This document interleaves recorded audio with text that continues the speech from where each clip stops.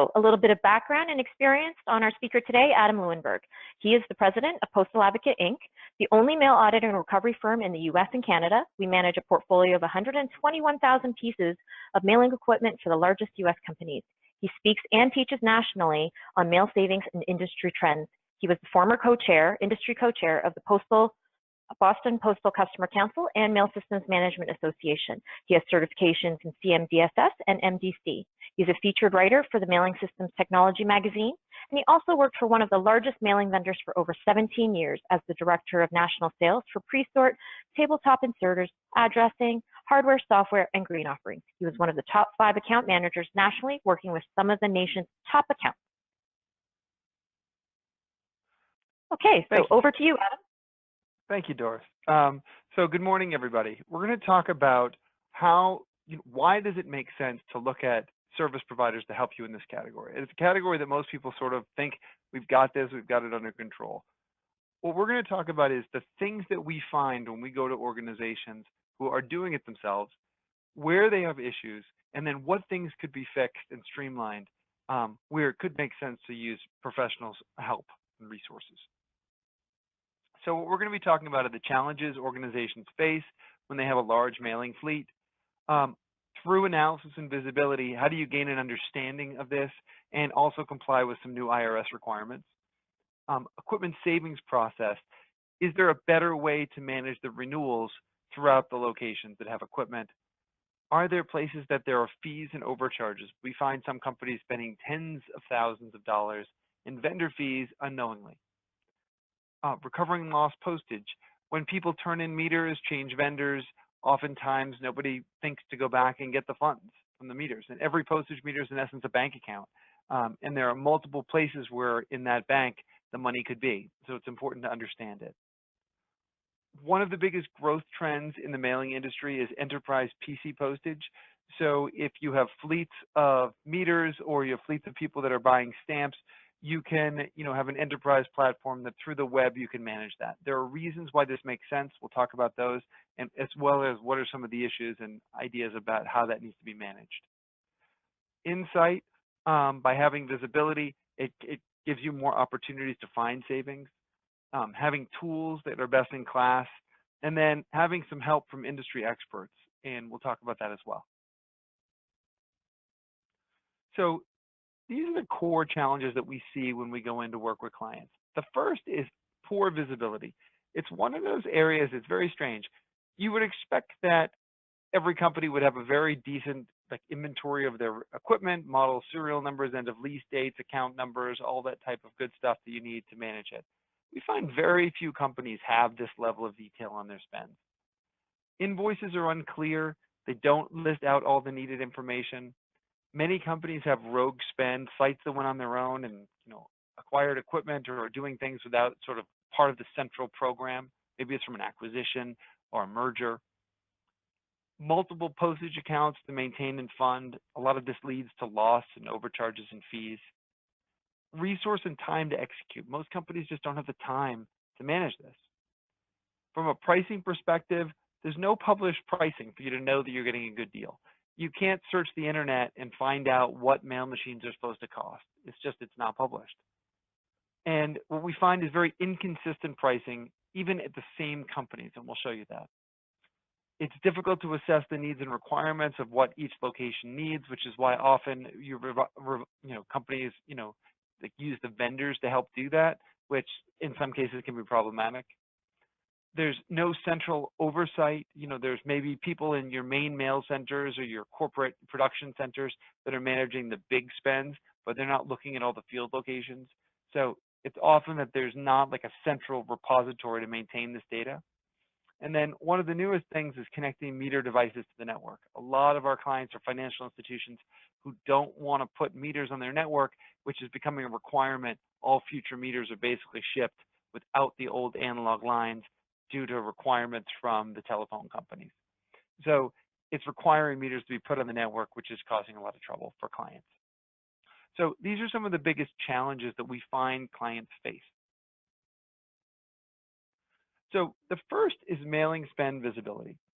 We go to lots of different organizations. Some of them can say, look, here's the listing of all of our equipment and data, and they have relatively good data. It still could use improvement, but at least they know where their spends are.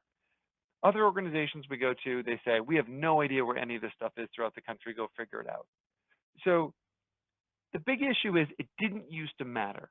And the reason I say that is because if you were spending $1,000 a year for a site in Des Moines, Iowa, and it didn't really matter that you had perfect visibility to it, because sooner or later, accounts payable would pay that invoice and it would hit the income statement as an expense, and you would account for the expenses, and maybe you didn't really care about how it was broken out. There's a new rule with the IRS where leases have to be reported in a different way. And it's causing a lot of our clients to get require much more detail on all the leases they have through their organization. So what these new FASB requirements are basically stating is that you need to be able to know the details of every lease through your organization, and you have to record the future remaining payments on those leases as a liability on your balance sheet. And they're doing this because how do you effectively compare one company with tons of leases versus another company that owns all the equipment? If you're looking at both balance sheets, you would never see the liability of all those leases on the balance sheet of the company that leases versus the company that owns and has those equipment as assets. So this is a new standard that's going in starting on 12/15/2018, just in 2 months for public companies, actually 1 month, excuse me. 1 month for public companies. Non-public companies, it starts 12/15/19. So what it means is you're going to have to know the details of all the equipment throughout the country. So that's something that we do for clients is we pull that data together. But it's something that regardless of whether you have a third party or it's something you're going to do yourself, there's a lot of visibility that you need. And there needs to be a process to pull that together because it's going to be a requirement for the IRS. So the things you need to know about are the inventory detail, models, serial numbers, descriptions, installation dates. For the leases, you need to know your contract number, term, amount, items covered, end of lease dates, your postage spends, other mailing costs for meter rentals, maintenance, rate change, supplies, and fees. And I'm telling you, if you dig deep into your fees, you will find incredible amounts. The mailing vendors, the most common is, and we'll talk more about this, the most common is postage. Many organizations borrow funds for postage from their mailing vendors, and if you do not pay those bills in 27 to 30-day payment terms in full, you get charged late fees and finance charges just like any credit card. And those are typically in the 18 to 22% range. So this is how people add tens of thousands of dollars of fees. So our steps to visibility that we found work is we take raw data. Some people say, well, we'll go to every site and we'll ask them what equipment they have. We find that doesn't really work. It's people get inconsistent information, people don't respond, that type of thing. So the easiest and simplest way to collect this data is to ask for an accounts payable export. So what are the invoices that you paid to the main mailing vendors? And there aren't that many mailing vendors. It's Pitney Bowes, Neopost, Francotype Postalia, Hassler, Stamps.com, and obviously the United States Postal Service. And inside those vendors, they might go under different naming conventions. That we could always provide you a list if you needed it of what 95% of the industry shows up as. So from that export, we go through it and look at where is the spend throughout the country? Where did we see those things? How can we tie that to what's on the vendor's website and basically create a profile on the vendor's website to log those invoices in or log those account numbers in to have a higher level of detail about your leases, your account, when accounts expire, that sort of thing. And using the vendor to fill in the holes. So that we found is the most effective way. And from that, we can do you should be able to do a full analysis of this savings and to see what savings are available. But the key thing is getting the data. And the beauty of it is it can be done without having to involve the locations. It can be done with some simple accounts payable exports and using the vendor's websites and pulling it all together in one place that can make this easy for the future. So these are some of the big challenges that we see. So when we do an analysis of a client, it doesn't matter who they are. We find this at every single customer that we go to, we find the same thing. The first is huge price variations for similar models at different sites across your fleet. So you look at model B. This company has 36 of Model B equipment. One site is spending $345 a year on that equipment. Another site is spending $1,573 a year for the same machine inside the same company. And we find this at every company out there. And the reasons are how you buy, was there remaining balance, was there programs they used, who negotiated, who worked with it, was there extra services added that may or may not have been needed, and all of that variability causes this. We come up with ways of eliminating this variability where there's more of a catalog model, where anytime someone needs Model B, it's, at prices close to the low amounts, and there's no more variability unless it can be justified and explained. But that leads to huge amounts of overpaying that people don't realize that they have. The next is expired or non-existing master service agreements. Very few companies we find actually have a master service agreement with their primary vendor. So it's something that we try to make sure is set up, that there are defined current terms that all sites are buying off of. The lack of visibility we talked about to postage spends and usage levels, companies buying the wrong levels of equipment in many cases, and they're spending much more on equipment than they need. So we average about 60% savings for our clients. We find a third of the savings comes from helping negotiate better price contracts, but 2/3 of it is driving people to the right level of equipment. And so this type of chart is what we pull for our clients for them to see where their spends are. And when we show them this, it's very eye-opening. So we say, okay, if we put your accounts in buckets, and these are the buckets that make sense for this particular client, over $12,000 a year in postage, $1,200 to $12,000 per year, or less than $1,200 per year. And you think about that, this is someone who spends $100 a month, $100 to $1,000 a month in postage, or over $1,000 per month in postage. And we break it out.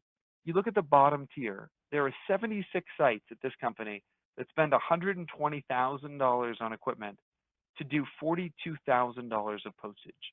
That means their spend ratio is 2.87, which means for every dollar of postage they run, they spend $2.87 on equipment. Think about that. It's almost $3 for the equipment for every dollar of postage. This next group, they're spending $1.22. The high group is spending 0.42.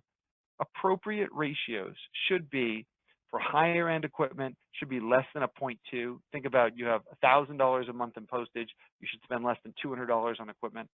For lower volume equipment, it should be way below a 0.5 or below. So someone who spends $100 in postage should spend less than $50 on equipment. We find that almost no company out there has the proper ratios, is actually right-sizing this stuff effectively.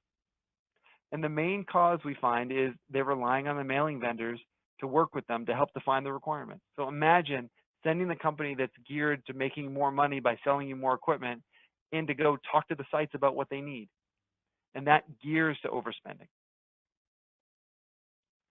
Next we find is vendor inventory reporting is infrequent. Many companies that we go to, even with established national account agreements, haven't gotten a report from their vendor in the last 6 months to a year.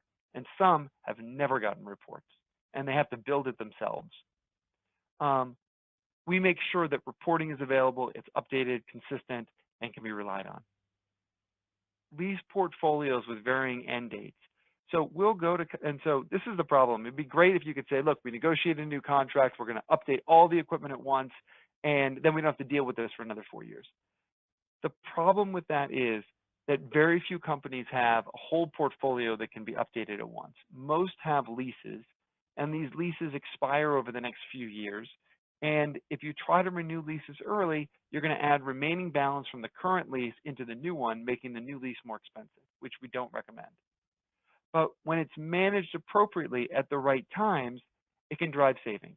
At the same time, we find many companies have leases that expired last year or the year before, and because they're not managed, they go into automatic evergreen extensions. In other words, like there's terms in many of the leases that say, if you don't renew by a certain date, we're going to automatically extend your agreement at the same price for another year. And so these are just gotchas in the industry that can be avoided. So our process that we find works, and there could be other mail providers that are managing in similar ways, is first to build equipment and inventory and cost reporting. So make sure that you've got the highest level inventory reporting. We manage a web dashboard for our clients that pulls this information together, that shows the client their spends across the different categories, their total expense, pulls in their postage usage, and calculates spend ratios for every site. This site has 10.32. They spend $172 on equipment for $17 of postage. They spend 10 times more on the equipment than the postage. And so we find those things, we match the equipment and the postage spends, and then we're able to do a few things. And these are the important steps that need to be considered. If it's really low volume equipment or there's no use, can we validate that the equipment's still needed? So what we do with that is we reach out to locations and we question them on equipment that they may or may not have anymore or need. So here's a picture of the two machines that you have. Can you tell us if you still need these and give us the answers back? And so we've created a closed loop system that pulls the information back from the sites and makes sure that if they don't need it, we can get it returned and we can get the charges to stop. Then we work with the vendors, eliminating unneeded units and fees, and then we document the cancellation, savings, and notes. But there needs to be some sort of process to validate that the equipment you have in the field is actually there and needed. Because if not, you're just paying for things that aren't necessary.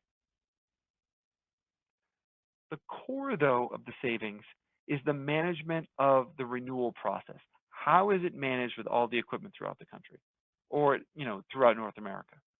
So what we do is we analyze the current pricing and terms, and then we set standard rates and update the master service agreement. And so what I mean by standard rates is this model will always be the same price. This model will always be the same price. This model will always be the same price.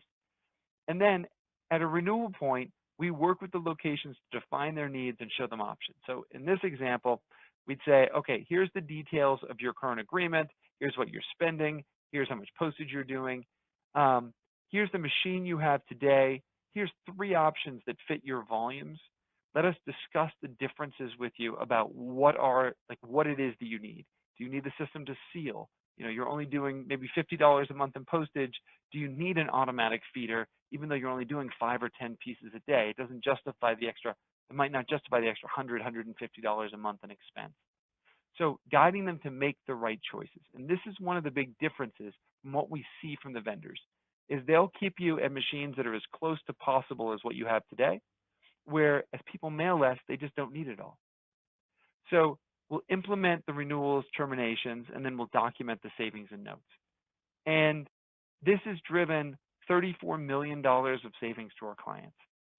Of the 4,900 renewals we've done, we've saved our clients $28 million.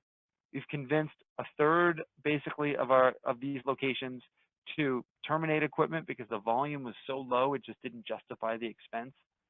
There are sites that have new equipment requirements that we've managed, and then other miscellaneous transactions. But the point is, 60% is the real number, and over the years, it might fluctuate up or down 1 or 2 percentage points, but this has been a consistent number for us for the last 4 or 5 years, but the cost of this portfolio goes down, and it's not over 1 or 2 transactions, it's over 8,000 transactions. So this works. The other key thing about this category is how do you manage this process? And this is what takes a lot of time that most organizations don't do, or they rely on the vendors to do it. So you define the requirements with the locations. Then someone needs to request the agreements, review the agreements to make sure they're right, submit them for final approval, get them back to the vendors, then notify the locations about what are the changes that have happened. This is the new equipment that you're getting, this is what's being returned, and these are the next steps that you can expect.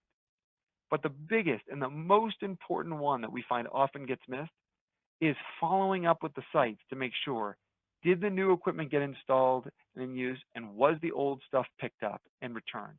Until we get 2 yeses on this, we keep following up because we find that when we go to accounts, there's tons of equipment that never got picked up, that nobody ever followed up to make sure it was working, that no one was ever physically managing this process, and things, things break if this process doesn't get followed. And this is the majority of time in managing someone's fleet that we find most organizations don't do, and they rely on the vendors to do it, and the vendors don't spend a huge amount of time on these follow-up stages after the sale. Fees. We talked about fees a little bit. These are some of the main fees that you have to watch out for in your spends. Postage fees for refills and advance charges. $0 to $20, free to $20 per refill of postage just as a fee. Advance charges that are up to 1% of the actual advance amount. Late fees that are 0 to 15% of the advance. Postage advance finance charges, 15 to 22% of the postage that's being used if it's not paid within 27 to 30 days, which is very difficult for many large organizations. Over limit charges if you go beyond spending limits. Renewal program fees, lease fees for late charges, insurance on equipment. Every lease requires that you provide proof of insurance certificates. Very few companies think to provide those things. And every month or every quarter, they're getting dinged these insurance charges, many unknowingly. So we look through every invoice, figure out where these fees are happening, figure out better ways of paying bills, eliminate the insurance charges, and make sure these fees don't continue for the future. Overcharges. We've recovered almost $10 million for our clients in vendor overcharges. The mailing vendors are far from perfect billers. They make mistakes. They charge for equipment that's still out that has been returned. They charge duplicate billing periods at times. There may be charges for meter rental and maintenance that is billed on a rental or an annual basis that are included in leases. There are different reasons why bills can be incorrect. And usually it's not that the vendors are trying to be malicious, just mistakes in the system. And so we're looking at every bill to make sure that the bill is right. And if there are credits, we work directly with the vendors to make sure those credits happen. And it's something that if you have your own internal process to do, that's great. We find most organizations don't look at these bills and just pay things blindly. And that leads to these types of overage charges. And this is what we're able to get credits back. Lost postage. So we find lost postage at just about every single account we work with. Sometimes it's small amounts, sometimes it's large. Largest we've ever found was $678,000 sitting in a dormant postage account for the last 4 years. It happens, and it could be metered postage accounts. Most people who have meters have prepaid postage accounts on some sites, and then they borrow funds on others, and then they have money sitting in the meter itself. So money could be in any of the 3 of those places. Someone turns in a meter, office closes. What they need to do is they need to know the balance in the meter, make sure it gets sent back, know which account, whether it was a pre-funded or an advance account that the money went to. Go online, fill out the form, and request the funds back and validate that they got the check. Very often when they return meters, when they change meter vendors, people forget to do that. And we found millions of dollars sitting in dormant postage accounts. We also have a database of about 32,000 lost postage transactions from the mailing vendors that got turned over to the states as unclaimed property that we pull from the states, buying state databases to find those. So this happens, it happens at every company, and it's just a question of recovering money back. So one of the vendors actually turns money over to the states. The other 2 vendors, plus the United States Postal Service, never turn money over to the states. The only way and they will notify you once that there's postage sitting in dormant accounts, and after that, they will never notify you again. And so we find that oftentimes this money just sits. Enterprise PC postage. So this is one of the biggest growth areas in the mailing industry that we're finding lots of clients are looking at. We're managing today about 5,000 PC postage licenses for our clients. So the reasons to consider PC postage as part of your fleet, it's usually not that a company is going to say we're going to get rid of every single meter and we're going to go exclusively to PC postage. It's usually that they say, look, we have a lot of low, medium volume sites that have very basic postage needs. This could be a good way for us to manage that spend. These are the reasons to consider it. it's very simple to distribute postage across the enterprise. You can have basically through the cloud, postage can be distributed, accessed on people's computers, and then it all can be tracked. They're lower cost than postage meters. It starts usually at around $15 to $25 a month for enterprise PC postage subscriptions, which is typically less than postage meters. You have better visibility to every piece of mail at every location. So with the postage meter, you know that I refilled the meter for $300 on January 5th, 2018. But inside that, what postage you actually ran, what classes, what departments, unless you have more sophisticated accounting packages, you don't typically know that or have visibility to it. With PC Postage, you have visibility to every single piece of mail that's ran because someone has to log into the system. And with that, you know that John Jones ran on March 1st, 2005, and he ran 18, you ran 5 pieces of first class mail and 2 priority pieces, and this was the cost. Because of that, you have better accounting and there's less potential for theft. And theft sounds horrible, everybody trusts their employees, but when there's a postage meter sitting idle in an organization, anybody in theory, unless it's locked down, can walk up and run their personal mail. Even cleaning crews at the end of the day, if you don't have things, appropriately locked. So with PC Postage, you eliminate that and have better visibility. It's easy to deploy. It's just you add sites. There's nothing to ship besides a scale. There's nothing that's actually serialized that you have to manage and do inspections on and all that kind of stuff. The best part is it doesn't have to connect to the network. So the meters today we talked about have to be connected to the network in order to be able to be run. Older meters were typically analog lines. It's an issue getting meters connected to the network in many organizations. So the fact that this doesn't have to be connected, nor do you have to pay an analog line charge, to your phone company to have an analog meter sitting there, is another reason why some people are switching. The other is there's additional postage discounts that I'm going to show you below. Priority mail and parcels. Many postage meters at the mid to higher end are including PC Postage along with them to make sure that they can get these types of rates. Everything in yellow are rates that only the PC Postage has that postage meters typically don't, and you can see the savings. So these are the January 2017 proposed rates, and this might be the first time some of you are seeing this. The stamp rate is going to 55 cents. The postage meter or PC Postage rate is going to 50 cents. It's going to be a 5-cent differential. Both can get that rate, but still, it's going to be a significant savings. If you do a certified return receipt, many of the PC Postage programs come with that feature. With meters, it's an additional option. It saves $1.25. But when you start looking at the parcel rates and the priority rates and the express rates, the post office is requiring people to say, look, you can either do it the retail rate by just slapping the meter imprint on like you see here, or if you can print the 4x6 label with the tracking barcode and the address, we're going to give you the PC Postage rates.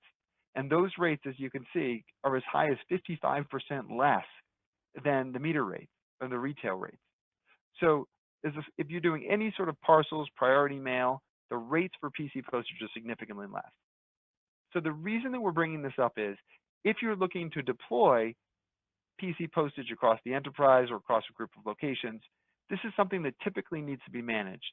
How do you deal with the onboarding, the billing, reporting visibility, the postage management, the accessibility, the ongoing management, and even things as simple as who gets to log into the system? If users or if employees are coming and going, someone needs to be sure that only people that are actively working for the company, have login rights, and that other people are deleted out. So we find the best way to do that is to manage that in some sort of central way, because if not, you risk the chance of people basically, who are no longer employed logging in and running their own postage, or just not having the controls needed. But this is the fastest growing trend in mail, and it's going to continue this way as people mail less and want the controls that the web can bring. So what we try to do is tie this whole thing together to create a visibility platform. And that is giving you one place where you can log in and see all the activity that's going on across your company, with leases, meter rentals, fees, maintenance, total expense, the postage used, and the spend ratio for the organization. And then being able to see every location through the organization with your cost centers, divisions, and regions, What do they have? What is the status of it? What are the spend ratios, postage spends? When do leases expire? To create that needed level of visibility. And it seems weird because most people would just say, well, of course I have this level of visibility today, don't I? But nobody who doesn't have a managed service provider has this level of detail on their mailing spends, unless there is someone spending inordinate amounts of time pulling it together, and it would strictly be on Excel spreadsheets at best, because there's no systems designed for it. The vendors haven't provided you any easy way to pull this together, so it would be a completely manual endeavor. And then being able to dive into what's going on at the location, when do lease expires, pictures of equipment, the postage spends, when was every time the postage has been refilled. But most importantly, every time that we talk to a site, as an example, we document who we spoke to, what was the response, what did they say they needed, and to create a closed loop process around this. The vendors do not have a way that we've seen to be able to pull in the requirements of what every site has said in all of their dealings with them. And without you having the visibility to those discussions, you don't know if there's potential overselling being done.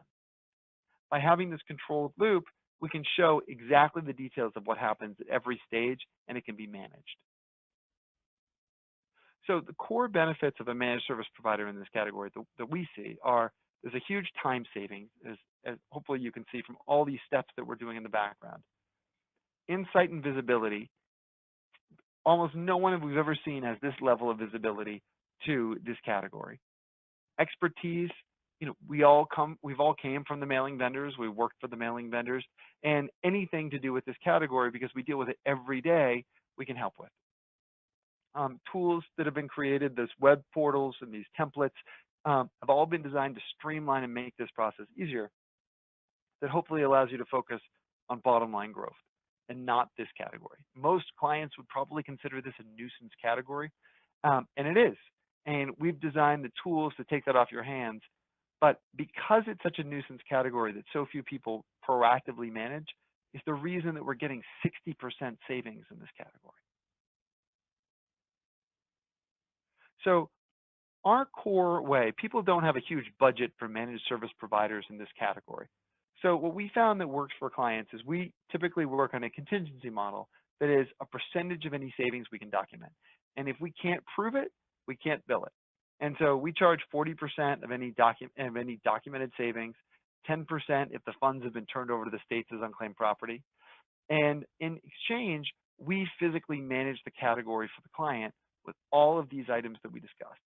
And the beauty of that is there's no risk for you. If we don't save you money, we're free. And at the same time, you have the best experts in the industry at your disposal managing this for you and providing you the visibility that you need.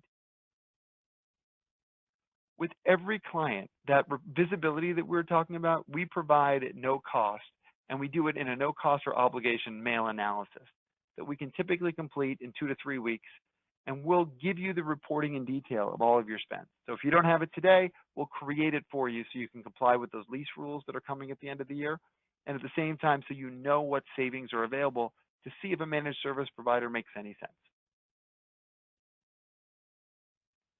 And all we need in order to do that is a letter of authority that gives us the ability to view your mailing expenses. Any mail reports you may have from your vendor, current or historical. We like old reports if you ever have them, because those will have old postage accounts that we'll check to see if there's postage in. An accounts payable export. If you don't have very detailed reports from your vendor, an accounts payable export to the main mailing vendors, and we'll give you those vendor names. So we can basically go through that and find all that rogue spend. There might be a few invoices we need to provide PDF copies, and we'll indicate which ones those are, and then just meet with us to review the results. So we don't have to talk to any of the sites directly. We can literally do this through a couple data dumps, and the letter of authority, we can work with the vendors' websites to get more detail, and with the vendors directly to get the detail you need to manage, to see what's available. So, and this is not just a quick look. We're doing everything from quantifying the fees that you're spending, so looking at any potential lost postage accounts, to looking at all those charts that we showed you about, your variances in equipment costs and lease expiration dates and spend ratios. We're calculating all that, and we'll show you that detail in the spend analysis. And the core reasons is that we think that this makes a difference for clients is we have no vendor affiliations. So we don't care who you buy equipment from. The majority of our clients stay with their current vendor. Some clients switch vendors because they want us to manage an RFP for them, but we're not here to tell you where you have to go. We average 60%. The range has been 37 to 92%, but our lowest client had a 37% savings. We've recovered millions in overcharges, fees, and lost postage. In this space, we have 230 years of industry experience. So there's no way anyone at your company has even close to the breadth of knowledge in this category that we can bring, because this is all we do. And at the same time, we manage your inventory, bills, and give you a complete web dashboard. We're looking at every invoice to make sure you're being billed the right amount. But the best part that our clients find is we only charge a small piece of any documented savings or recovery. We're free if we don't save you any money. So in summary, we provide visibility, savings, recovery, simplicity, support, and it's risk-free. And that's the reason why managed service providers can make sense, especially in this category that typically doesn't have that level of oversight. So we're constantly doing webinars about different educational topics. We are running 3 rate change webinars in December 12th, January 16th, and January 23rd. The rate change for the USPS rate change is supposed to go into effect on January 27th of this year. And this is a big one. In fact, this is going to be one of the biggest rate changes that we've seen. First class mail rates are going up 5 to 10%. Depending on your weight breaks, you should really be budgeting at least a 5% increase. Some of the priority mail rates are going up 6, 7, 8%, depending on how it's done. First class parcels are going up in the 20% range. So there are certain places that are going up, and then there are certain places that are going down. And so it's important to understand this and to develop mailing strategies around capitalizing on how can you best manage this budgetary change. You can go to postaladvocate.com to register. So again, we've saved our clients $43 million in this. Our average client savings has been $1.3 million. And we're managing probably the largest portfolio of mailing equipment in the world at about 121,000 pieces of equipment. So let me open it up to any questions that people might have. So please feel free. Doris, you might have to give some instructions on that. Yep, no problem. Thank you, Adam. And so basically, if you have a question, you can type the question in the question box, or if you want to ask the question to the group, you can also just lift up your hand and I'll unmute you so that you can ask the question. And we do have a question in the question box, and it says, what if the equipment is identified as not there? So when in terms of doing the validation, if the validation comes back and the equipment is said to not be there. So if the equipment's not there, then what we would typically do is we'd go to the vendor and we'd try to say, what other details can we find? Is there any documentation of the meter being returned? Is there any detail on the postage reporting that shows an unused postage reset, which means the funds from the meter were returned back? And from there, we would typically be able to work with the client and the vendor to at least get the contract terminated, to try our best to eliminate lost meter fees, because the meter vendors typically charge $1,000 for lost meter fees. And then, but at bare minimum, to stop the future billing. No matter what you want to do, if you're spending $200 a month for equipment, you want to stop that billing right away so it doesn't keep going for the future. You don't want to solve this in a year after you've spent another $2,000 or $3,000 on the equipment. It's always good to do it as fast as possible to stop the billing, and then to see if we can get potential credits if there was some error on the vendor side. Fortunately, sometimes people throw this stuff away. And, so the key thing is to find that as fast as you can and to at least stop the billing and fix it and deal with it and then be done with it.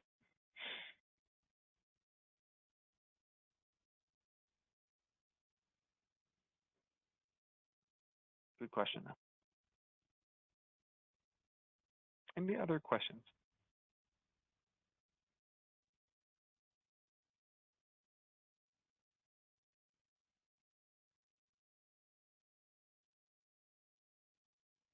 All right. Please feel free. We're going to send out a copy of this presentation, and please feel free, if there are any questions that come up, to email us and just use us as a resource in this space. But we appreciate everybody coming today, and thank you very much.